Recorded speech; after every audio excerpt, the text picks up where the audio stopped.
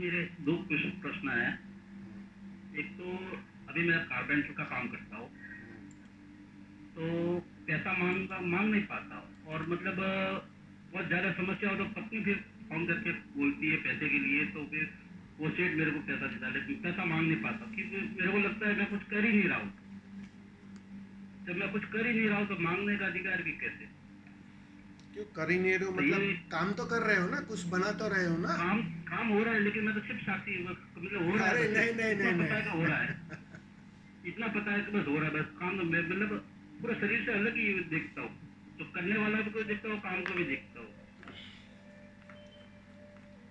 और एक दूसरा प्रश्न ये है हम्म, कि शास्त्रा का अभी मतलब कंपन हो रहा है 3-4 दिन से। हम्म, तो इतना ज्यादा कंपन होता है कभी अगर मतलब पूरी रीढ़ एकदम गर्म हो जाती है, और इतनी गर्म होती है कि मतलब भीगा कपड़ा मतलब पीठ के ऊपर रखना पड़ता है। और उस समय मतलब मुंह मतलब पेट के अंदर मतलब पानी है या कोई खाना पड़ा हुआ है पेट में, तो वो भी मुंह तक आ जाता है, इतना मतलब खिंचाव होता है कि जमीन से उठ जाता हूँ। ये बिल्कुल। दो हो रहे हैं। ठीक है। पहली बात तो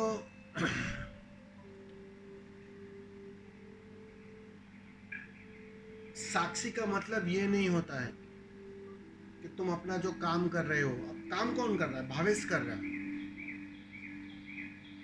भावेश अपने काम में संलग्न है, सुथार का काम कर रहा है, अच्छी बात है। कारपेंटर का कोई भी काम कर रहा हो, किसी भी प्रकार का काम, भावेश को वो करने देना है। भावेश उसका मूल्य भी मांगेगा।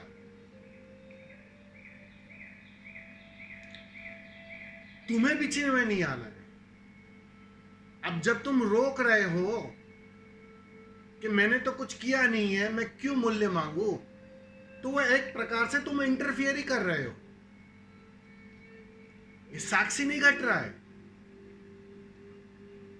उस खेल को तो जारी ही रखना है। ये तो खेल को रोकने की तुम बात कर रहे हो।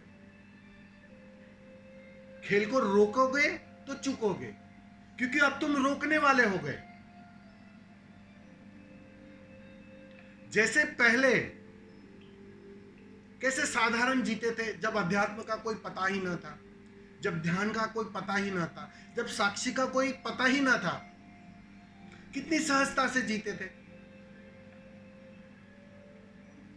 बिल्कुल वैसे ही जीना है, लेकिन भीतर कोई जानता रहेगा, वो है गवाह, वो है साक्षी। लेकिन वो इंटरफेयर नहीं करेगा। वो ऐसा नहीं कहेगा कि अब तो मैं ध्यानी हूं, अब तो मैं साक्षी हूं, मैंने कम काम किया, ज्यादा काम किया। ये जो पैसा ना मांगना कि मैं मांग नहीं सकता हूं, घर वाली नाराज होती है, ये भी अहंकार का हिस्सा है। ये चोट पहुंच रही है तुम्हारे अहंकार को कि मैं साक्षी, ध्यान की ऊंचाई पर, समाधि के करीब, और मैं कहा धन मांगू, तुच्छ चीज, व्यर्थ संसार की चीज, माया, वहां उसमें कहां उलझू। वो भीतर कहीं चोट पहुंच रही है अहंकार को, मन खेल कर रहा है। वो सहजता अभी घटी नहीं है। गहन स्वीकार का अर्थ ही इतना है, बिल्कुल पहले जैसी अवस्था। उसमें कहीं ये ध्यानी होने का मैं भाव बीच में आ रहा है। ये साक्षी नहीं है। तो स्वामी यहाँ परमात्मा के अलावा मेरे को कोई दिखाई भी नहीं था, पत्नी तो बच्चे ये मांगो सब ना, मेरे तो फिर मतलब मांगने में क्या प्रॉब्लम है? एक परमात्मा दूसरे परमात्मा से अगर मांग लेगा धन, तुम्हें तकलीफ कहां है? मांगने दो। तुम क्यों बीच में आ रहे हो? अरे यहां तो सब पुलिस वाले कल बोलेगे हम चोर को पकड़ेंगे ही नहीं, तो थोड़ी चलने वाला है। देखो, मन खेल करता है, इसमें भी खेल रच रहा है। थोड़ा सा बारीक मन है लेकिन वो खेल रच रहा है, इसको देखो थोड़ा ठीक से। साक्षी होने का मतलब ये नहीं है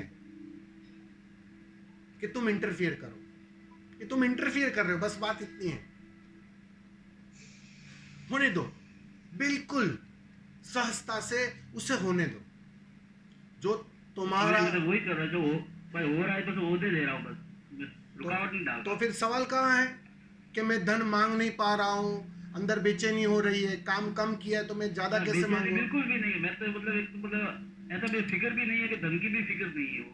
मैं वही बोल रहा हूँ। तुमने अभी प्रश्न यही तो पूछा ना कि मैं पैसे मांग नहीं पा रहा हूँ, घर वाली नाराज होती है। अभी तो यही तो प्रश्न पूछा ना आपने। हाँ स्वामी। हाँ, तो मतलब क्या हुआ? मांग नहीं पा रहा हूँ मतलब ये कौन बोल रहा है? कौन बोल रहा है कि मैं मांग नहीं पा रहा हूँ? सोचो जरा। ये मनी बस मनी बिल्कुल बोल रहा है। बिल्कुल बिल्कुल, अहंकार ही बोलता है। बेचैनी अहंकार को हो रही है, अंदर गिल्ट क्रिएट हो रहा है। अरे मैं इतना गहरा ध्यानी, पैसा कैसे मांगू? नहीं चाहिए पैसा। आप समझ में क्या कहना चाह रहा हूं? हाँ स्वामी। तो वो खेल चल रहा है, उसको थोड़ा गौर से देखो। देखोगे तुम्हें साफ साफ दिखाई पड़ेगा कि मन ही नया जाल फेंक रहा है। तुम तो सहजता में जियो, जैसे तुम पहले जीते थे वैसे जियो। जो तुम्हारा मूल्य होता है वो प्रेम से मांग लो, उसमें कोई गलत नहीं है। अब जब सब जगह दिखाई पड़ रहा है परमात्मा, तो मांग ही लो, मजे से मांग लो। परमात्मा से मांगने में झिझक कैसी? समझ में आ रहा है? हाँ स्वामी। वो हाँ अहंकार स्वामी। खेल कर रहा है, बस इसको थोड़ा समझ लो। अब दूसरा प्रश्न था सहस्त्रार का, कि सहस्त्रार में बहुत ही ऊर्जा महसूस हो रही है, राइट? वही है ना प्रश्न आपका? हाँ। हाँ जी। कभी कभी तो गले में रुद्राक्ष माला वो भी ऊपर चढ़ जाती है।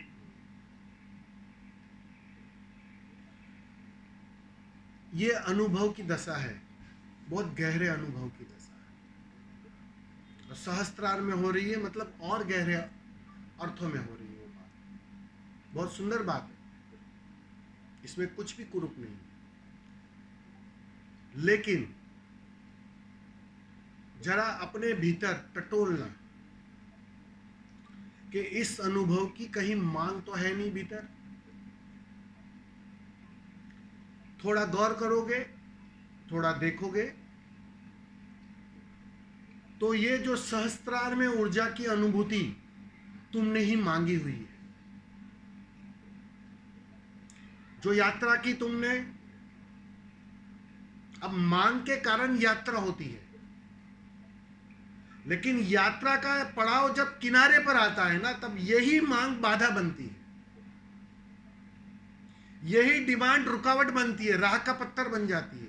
जो कल तक सीढ़ी थी, बिल्कुल सीढ़ी थी, जिस पर तुम चढ़कर यहां तक आए, क्योंकि बिना मांगे तो मिल नहीं रहा था। तो जैसे जैसे वो अनुभव घटने लगा, तो वो आदत का हिस्सा बन गई।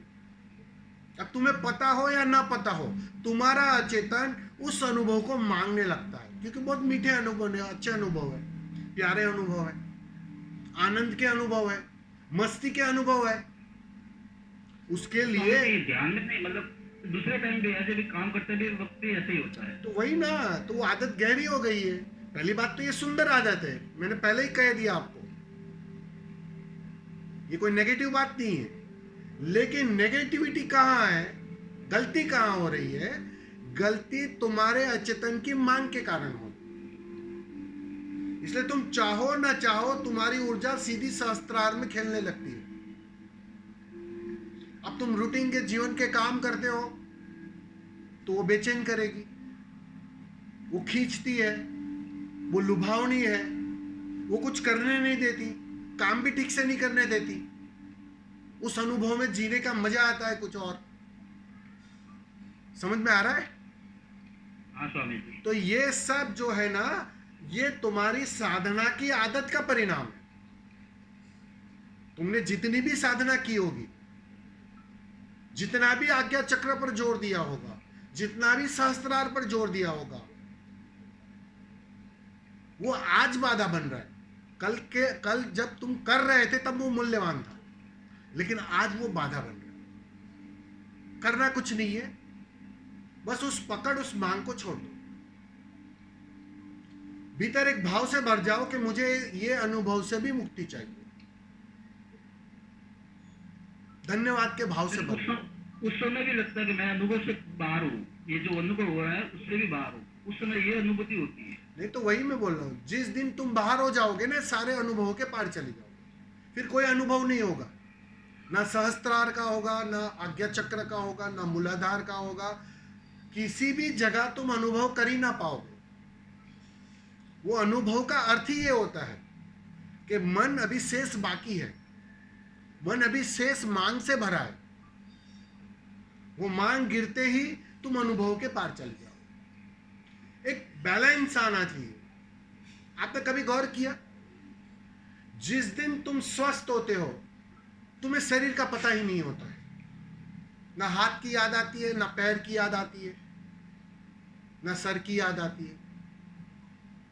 लेकिन जिस दिन हाथ दर्द करता है, पूरा ध्यान हाथों पर चला जाता है, पूरा फोकस हाथों पर चला जाता है। सर दर्द कर रहा है तो पूरा ध्यान सर पर चला जाता है।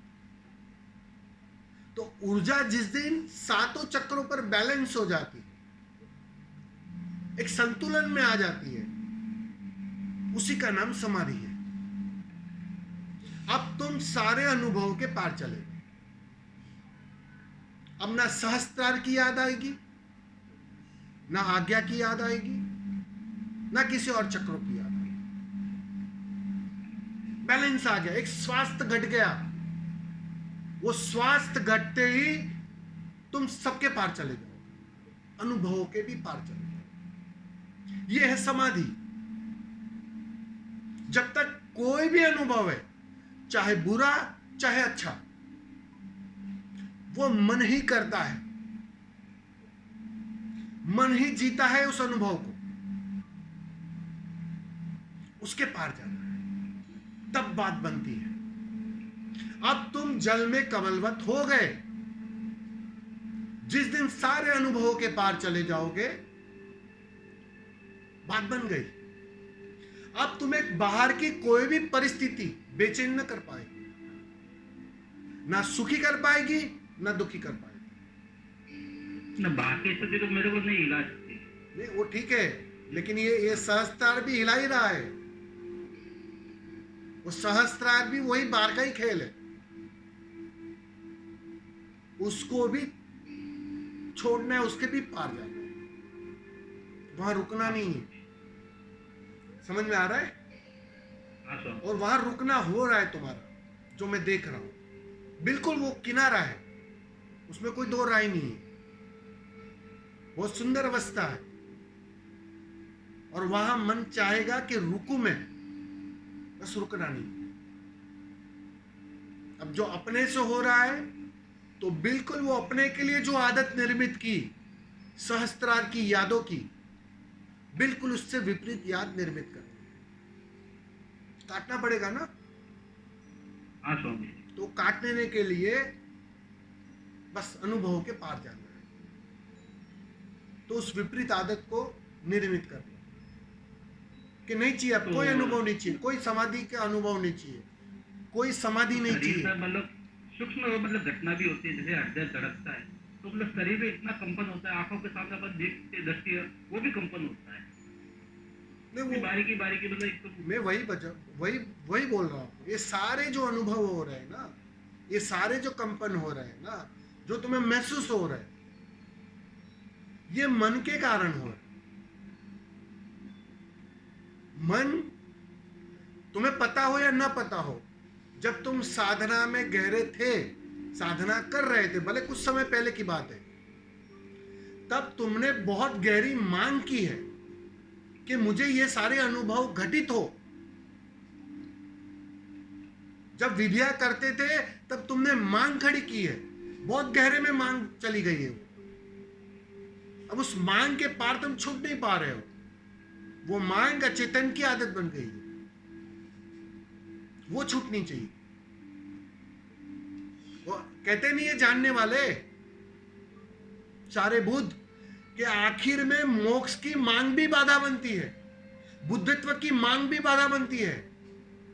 समाधि भी मत मांगना, वरना वो भी बाधा बन जाएगी, वो राह का पत्थर बन जाएगी।